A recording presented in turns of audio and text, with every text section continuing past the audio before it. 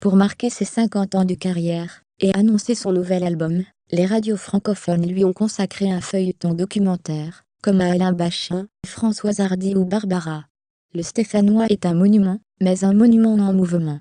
Le 7 octobre prochain, Bernard Lavilliers aura 71 ans. Ça ne l'inquiète pas.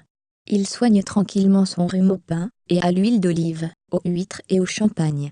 Il ricane des acouphènes qui le torturent depuis 13 ans. Toute la profession est à moitié sourde.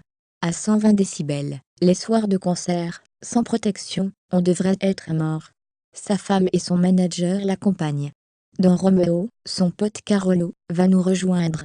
Ici, à Bruxelles où il a tant enregistré, il est chez lui, décontracté, flatté aussi. Les Belges savent que je suis un auteur exigeant. Mon obsession est de faire mieux que mes anciennes chansons. Je me hais quand je n'y parviens pas. C'est que je n'ai pas assez travaillé. Si une chose a changé chez lui, c'est bien ce désir d'être moins perçu comme un aventurier que comme un artiste à la fois constant et imprévisible. Désormais, il préfère ses chansons intimes écrites au Brésil, et vénère par-dessus tout l'instrument le plus mystérieux, la voix. Entendre ce Zaria Evora me perçait le cœur. Ma plus grande fierté, c'est elle chante, la chanson écrite pour elle. Son nouvel album studio, le premier depuis 4 ans, bénéficie d'arrangements délicats grâce à une batterie de producteurs, Benjamin Biolay, Romain Humeau de Eiffel, Clément Doumic de Feu, Chatterton, Florent Marché et surtout l'habituel Fred Palem. Sa voix, maîtrisée comme jamais, est tout bonnement irrésistible.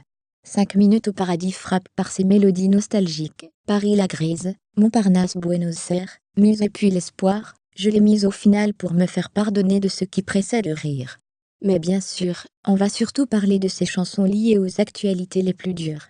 Le Bataclan, Vendredi 13, Le Grand Capital, Faire et défaire, les licenciements, Bon pour la casse, ou le caressant, mais trompeur croisière méditerranéenne et ses migrants. Je déteste ce mot qui sonne comme la moitié de quelque chose.